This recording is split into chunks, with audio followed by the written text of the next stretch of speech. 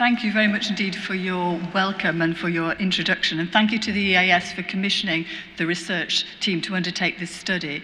The research was conducted with a consortium from Birmingham City University, University of the West of Scotland, and Cardiff Metropolitan University. So while I'm making the presentation today, it does reflect the efforts of a larger team, and it would be remiss of me not to acknowledge the contributions of my co-researchers, which include Dr. Carol Bignall, who's with us in the hall today, played a very important role in the interview strand.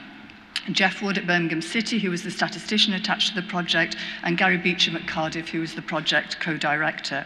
And of course, the team also owes an enormous debt of thanks to all of those teachers who gave their time to complete the time use diary and those that participated in the follow-up interviews as well. So it's always extremely difficult to ask busy professionals for some of their time, but to ask them for that time on the topic of workload, we really did appreciate the effort and the commitment that colleagues showed us. And I'm hoping that a PowerPoint has appeared there. I'm going to have to take you back to a horrible COVID period and manually signal when we want the slides to turn. So if that's triggering for anybody, I apologize to that.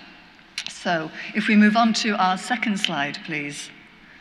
Okay, so what were we asked to do? What did we set out to do? So the research addressed the following research questions. We were commissioned to establish what the main activities are that constitute teacher workload, what the balance of this workload is across the working week, the full week, and what extra hours were teachers doing beyond their contractual hours, and where did these workload demands come from? But before embarking upon the empirical work, the field work for the study, we conducted a research and policy review that considered workload in relation to some key factors. And those factors were, which we've heard a lot about this morning as well. So teacher numbers, professional development, learner needs, behaviour, and school accountability policies. So next slide, please. Okay, so clearly workload is linked to teacher and support staff numbers.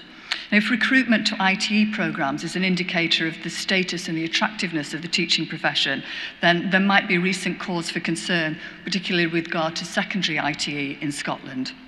So ITE intake numbers have fallen year on year from 2020. So while we've heard a lot about that pledge to increase teacher numbers, we know that teacher numbers fell across 17 local authorities last year. And as we've just been hearing, the rate of post-induction teachers who are finding and securing full-time employment is now at its lowest level since 2012. Next slide, please.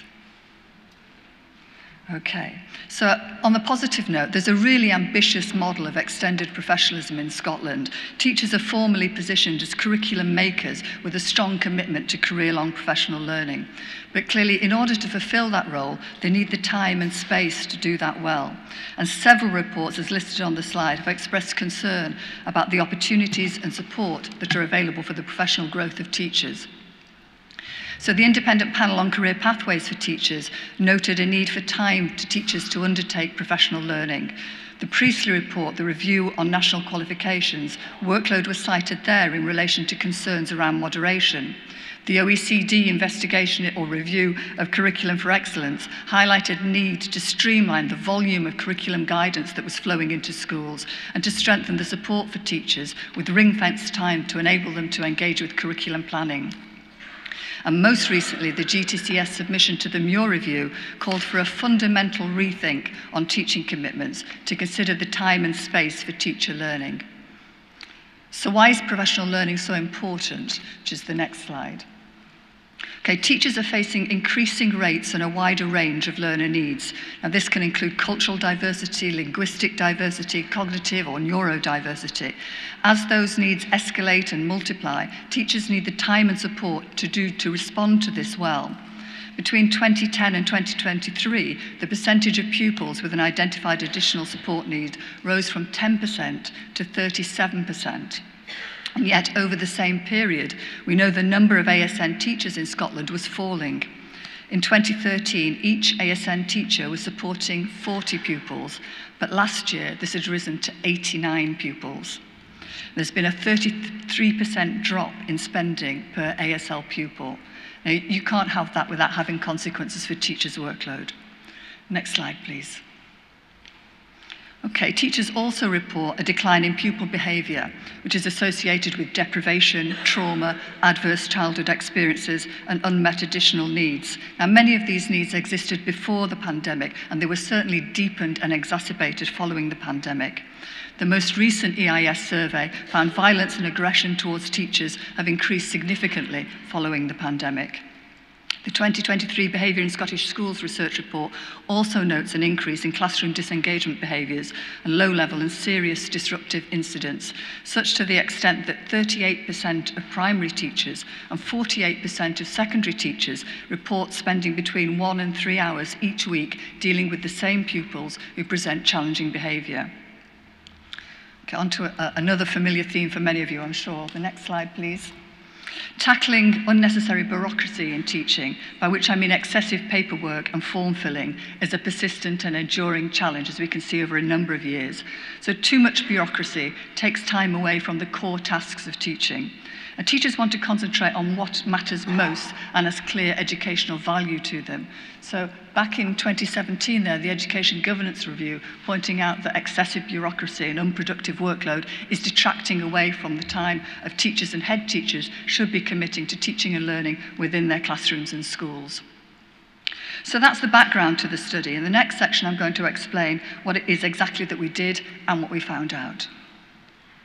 Okay, so we used a sequential mixed method design. The main data sources, as I said, were an online time use diary accompanied by some quantitative and qualitative survey questions, and we followed that up with some in-depth semi-structured interviews. Now, the pre-coded activities that were listed in the time use diary were generated in close consultation with 2 volunteer teacher panels. So again, I express our thanks to those teacher panels who played a really important role in January and February, making sure that the time categories we used were relevant, that the tool itself was accessible as it could be to very busy professionals in schools, and it also reduced the risk of partial completion. Having done the literature review, we realised how important it was for us to include a perceived stress scale as well, a job satisfaction scale, and a teacher time poverty scale. A time poverty scale measures the manageability of your workload, what you've got to achieve within the time that's available to you. And teachers were asked to complete the workload diary for the full calendar week beginning March the 4th. So the full within school hours, within the school day, into the evenings and across the weekend as well. An enormous thank you to everybody who took the time to do that. So on to the response rate.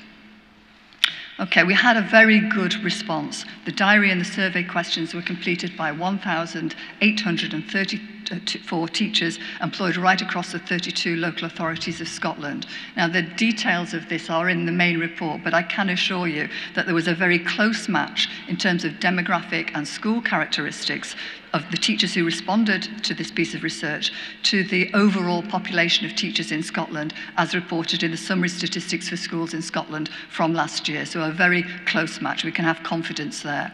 And in addition to that, 40 teachers employed across 26 local authorities participated in a remote interview of up to 45 minutes towards the end of March and throughout April as well. So you can see from the tables on the slide that they are mainly main grade teachers. We have a good representation from primary and secondary, and we have a good reputation in terms of locality and settings as well, from urban schools through to island schools as well. So I'm going to start now by looking at the findings in relation to within contracted hours. So this is the distribution of work across the contractual 35-hour working week. So it'll be no surprise that teachers who are primarily classroom-based were spending 2/3 of that teaching time on face-to-face learning interactions in classrooms.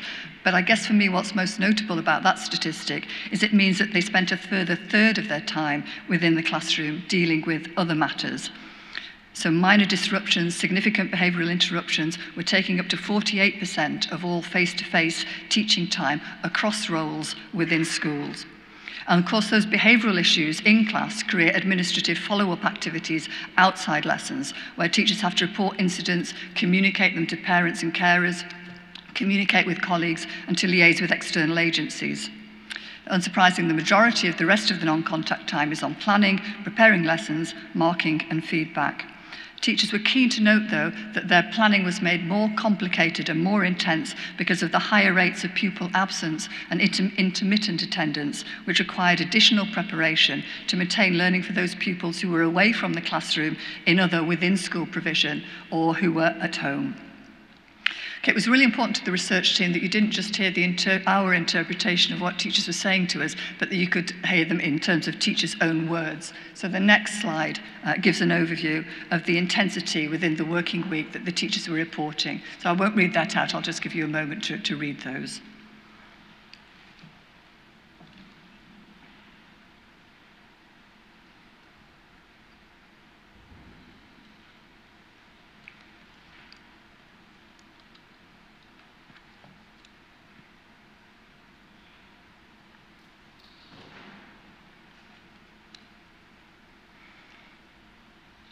Okay, so you can see there that teachers are describing that there simply isn't any downtime. Their time taken up outside the classroom on doing referrals, covering for colleagues who are unexpectedly absent.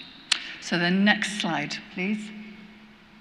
Okay, so it's clear then that addressing the needs of all learners within contracted hours is becoming more and more challenging. Planning and preparation challenges were most acute amongst interviewees who were teaching composite classes, cross-phase teachers, teachers of technical subjects, and subjects with just one teacher. But across sectors and regions, teachers commented as well on how much of their role was now taken up with data entry.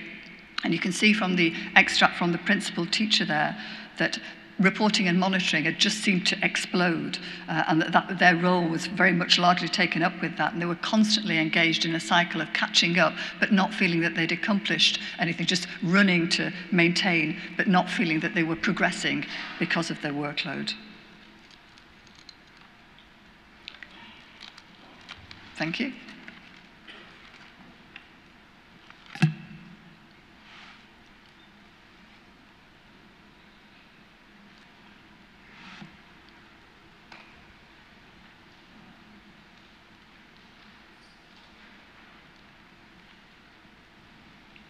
Okay, so again, I want to say this isn't a superficial level. These were very, very deep seams within a very rich database.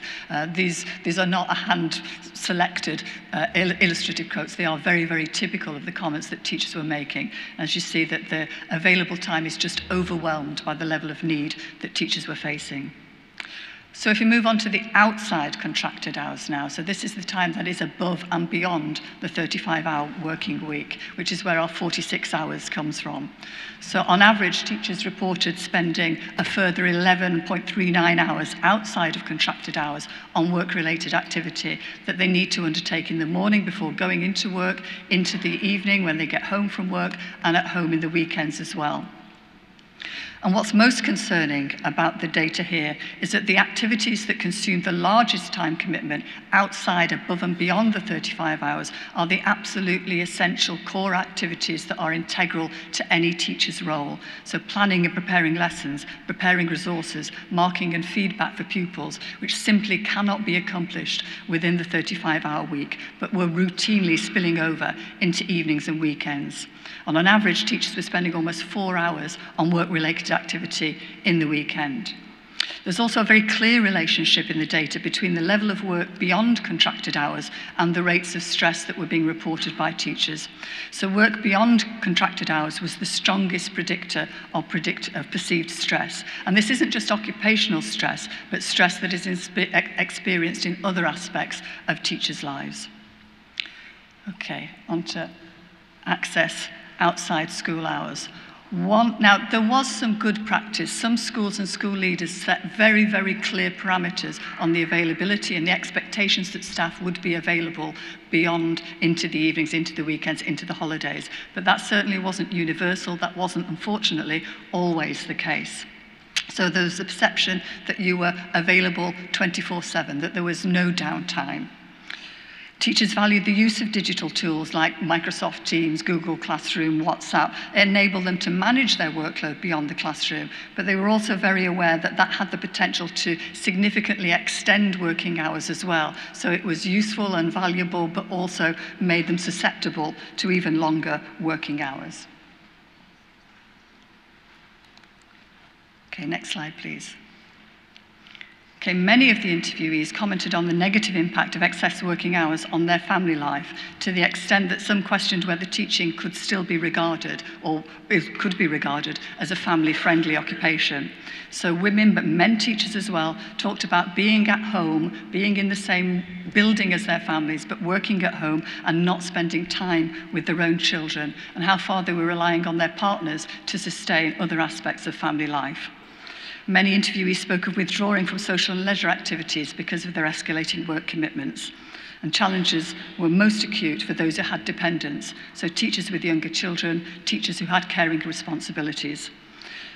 And beyond the actual time that they were spending working at home, many of the teachers were simply exhausted. They were tired. They felt that the time that they had at the weekend couldn't be spent in leisure, but was recuperation time. It was rest recovery before going at it again the next week and waiting for the Sunday emails to come in.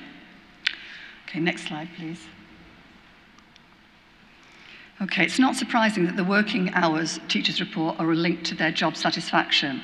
So the job satisfaction scale showed a clear correlation between working time in the evenings and a decline in job satisfaction. So the more people worked in the evening, the less satisfied they were with their career. And that really matters because it influences teachers' career decisions, whether they're going to seek promotion, whether they're going to move schools to get a more acceptable work-life balance, if they're going to move out of school education into other education-related work, or indeed whether they're going to exit the classroom altogether.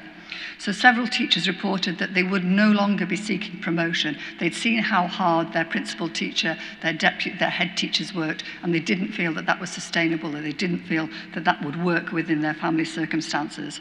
We spoke to principal teachers who were thinking of, who had already demitted their principal teacher role because of the workload manageability issues. And we spoke to many teachers who had considered leaving the profession, and not for graduate level occupations, leaving the profession altogether. So it wasn't a monetary driver that was pushing them from teaching. So next slide, please. Okay, so in summary, what can this research show us? It shows that teachers in Scotland, as is also the case in comparable national education systems, are currently facing a perfect storm, increased job demands in the face of declining organisational support. Those core activities that are absolutely integral to a teacher's role, planning, preparation, marking, simply cannot be accomplished within the 35-hour week, and routinely are spilling over into mornings before work, evenings, and into weekends. The profession is facing greater behaviour and attendance issues, increased learner needs, more complex additional support needs, all at a time of contracting resources. The final slide, please. So what can we conclude? The research findings in this report indicate that a sustained and serious policy focus on excess working time and occupational well-being is timely. The study provides very little support for the effectiveness of workload reduction strategies to date. In fact, we find that working hours are rising. Declining job quality and workload manageability will have significant implications for the quality of education for children and young people in Scotland's schools, and also for the sustainability of teaching. We clearly need to know more about the relationship between prolonged working hours and increased job demands, and the impact that's having on falling recruitment patterns, teacher mobility, and attrition rates, to examine the push and pull factors in teaching. But also teacher workload and wellbeing needs to be considered within whole system strategies to improve educational outcomes. Frontline teachers can't be expected to manage this entirely on their own. So increased staffing numbers and increased support in terms of non-contact time and access to timely specialist expertise and rigorous development opportunities are needed to promote the quality of education in Scotland's schools and to make sure that teaching remains an attractive and sustainable career choice. But I did want to say that although the workload challenges facing teachers make this a bleak report, the professional commitment that was expressed by the teachers who participated in the interviews and gave their time to put fulsome qualitative statements in response to the survey questions indicates a profession that is working above and beyond to deliver the best possible outcomes for students at no insufficient personal cost to themselves and to their families. So again, a thank you to everybody who completed the survey and to participated in the interviews. So I hope to leave on a positive note in an otherwise quite bleak report, so thank you.